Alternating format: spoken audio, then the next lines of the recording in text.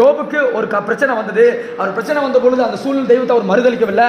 தெய்வத்தை அவர் நோக்கி பார்த்தாரு, தெய்வத்தில் ஜெபித்தாரு, வந்த நண்பர்களுக்காக அவர் ஜெபிக்க ஆரம்பிச்சாரு. யோபு ஜெபித்த பொழுது அவருடைய சிறையிருப்பை தெய்வம் மாற்றினார். ஹல்லேலூயா, ஆமென். யோபுடைய சூழ்நிலையை முன்பு இருந்ததை விட 2 மடங்கு ஆசீர்வாதம் அவருக்கு கொடுத்தார். ஹல்லேலூயா.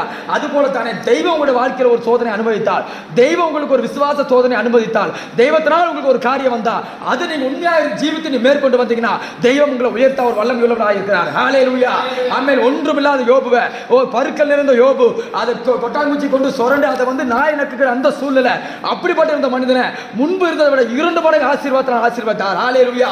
அப்பேற்பட்ட தெய்வம் அவர் இன்று உயிரோடு கூட இருக்கிற தெய்வம். தெய்வம் அனுமதித்த ஒரு காரியத்தை நீங்க சந்தோஷமா ஏற்றுக்கொண்டா, அந்த சிலுவையை சந்தோஷமா ஏற்றுக்கொண்டு அதை மேற்கொண்டு வந்தீங்கன்னா தெய்வம் உங்களை ஆசீர்வதிப்பார். ஹல்லேலூயா. உங்க சூழ்நிலை தெய்வம் உயர்த்துவார். ஹல்லேலூயா. எத்தனை பேர் விசுவாசிக்கிறீங்க? ஆமென். கரங்களை தட்டி தேவனுடைய நாமத்தை மகிமைப்படுத்துவோம். ஆமென்.